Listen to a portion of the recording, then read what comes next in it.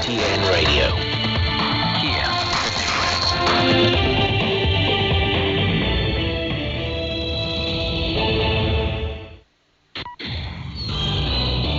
Now the news. I'm Tian Yu. The official Korean Central News Agency reports that Russian President Vladimir Putin has expressed his willingness to visit North Korea. North Korean Foreign Minister Cho Song-hui visited Russia at the invitation of her Russian counterpart Sergei Lavrov from Monday to Wednesday, and the two sides held strategic talks. They had strategic communication and reached consensus on various regional and international issues, including the situation on the Korean Peninsula and in Northeast Asia. The two countries expressed their willingness to further strengthen cooperation in defending the core interests of the two countries and establishing a new multipolarized international order based on independence and justice.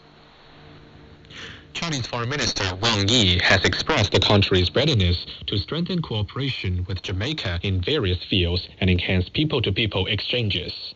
Wang made the remarks as he met Jamaican Prime Minister Andrew Holness in Kingston.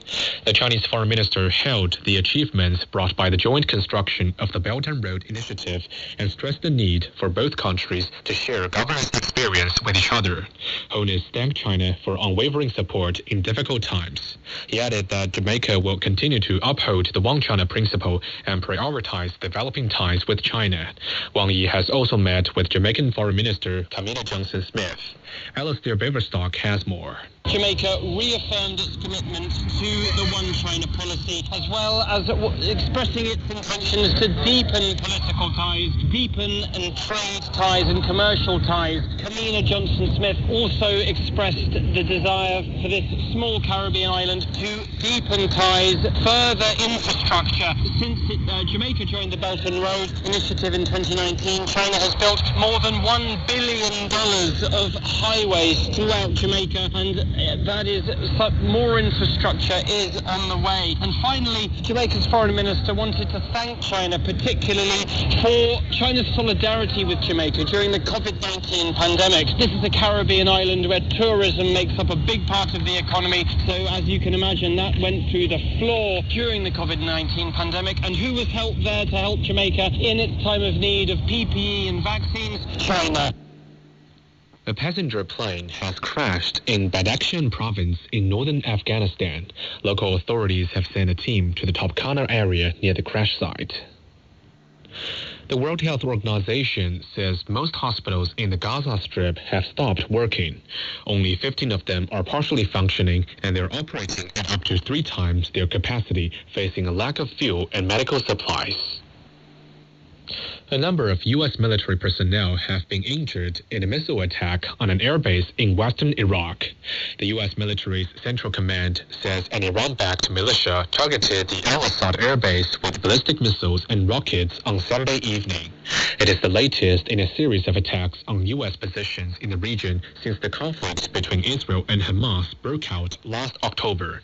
There was no immediate response from Iran. The Director General of World Trade Organization has said China plays a key role in boosting global economic growth.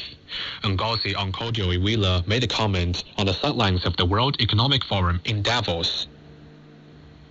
South Korean prosecutors have indicted the head of the Seoul Metropolitan Police Agency following the deadly Halloween stampede in October 2022.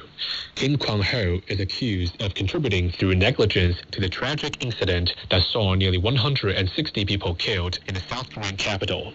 He is the highest-ranking police official charged in connection with the crowd crush. Beijing Mayor Ying Yong says the city plans to boost consumption potential and shift its focus from post-pandemic recovery to sustained expansion in 2024. As one of the 5 pilot international consumption center cities in China, Beijing will adopt multiple strategies to boost consumption. The measures include the transformation of traditional business districts, the development of international consumption experience zones, the stimulation of bulk consumption, and support for service consumption. Data shows Beijing's total market consumption increased by over 10% year-on-year in 2023, with its total retail sales of consumer goods reaching more than 1.4 trillion yuan. And that's the news. I'm Tian Yu.